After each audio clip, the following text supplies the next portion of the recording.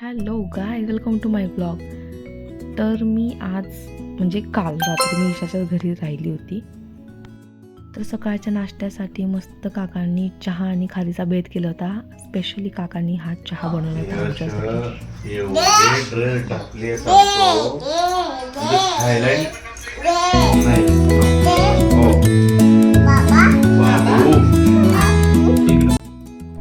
Then सगळं नाश्ता वगैरे सगळं आवरून चिकूलाही खाऊ घातलं. त्यानंतर आम्ही बाहेर जायचा प्लॅन केला होता दुपारी. सो आम्ही आवरलं. माझं फटाफट आवरून झालं होतं आणि ईशाचेच खूप नखरे चालू होते बाई. समहाव आम्ही आवरलं आणि निघालो बाहेर.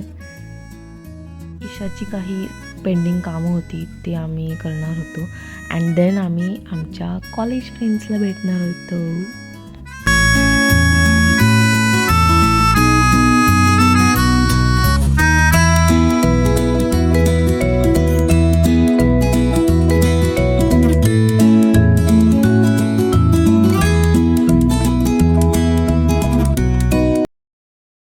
फिरून फिरून आलो कुठे, सेम प्लेस, ज्यूस गॅलेक्सी. तिथे सगळे आले.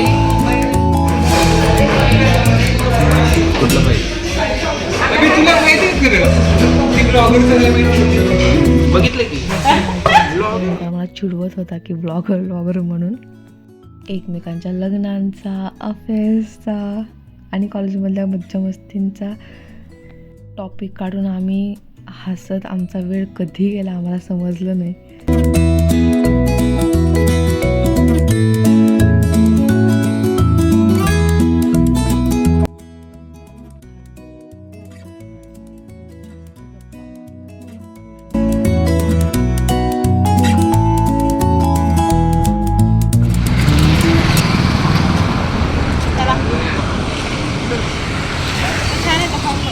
घरी येऊन काकूंनी आमच्यासाठी पावभाजी बनवली होती. तीही खाल्ली आम्ही आवडीने. खूप यम्मी झाली होती.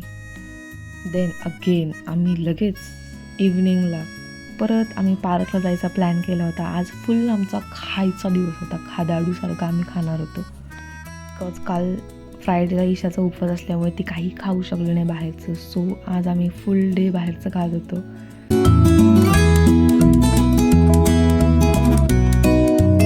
And here is the main chief guest, आमच्या दोघींचा कॉमन फ्रेंड.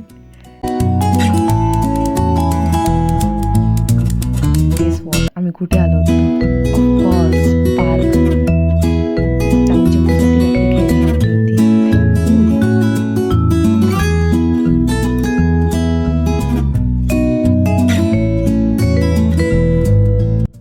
आई शपथ, मी काहीतरी केलं होतं. ईशानं घाण शिवी दिली. गेस वॉट, तिने काय शिवी दिली असेल? काय तर दिली बाबा तिनं घाण शिवी. जाऊ दे म्हणून गेलो आम्ही आक्याच्या घरी. ऐक, किती छान वाटलं माहिती का त्याच्या घरच्यांना भेटून. तिथेही आकाश मला ब्लॉगर म्हणून चिडवत होता. कोणाला माहीत नव्हतं मी ब्लॉग करते, बट तिथे जाऊन सगळ्यांना समजलं. नाव माझे सबस्क्रायबर वाढले गाईज. रात्री तिकडेच लेट झाला म्हणून आम्ही घराकडे निघालो. ॲक्च्युली हीच आमची शेवटची भेट होती, ॲटलिस्ट या इयरची. बिकॉज मी उद्या सकाळी जाणार होती पुण्याला वापस. कर बाई बाय. हा, तू तिकडे बघतोय. बाय. असं कर बाय.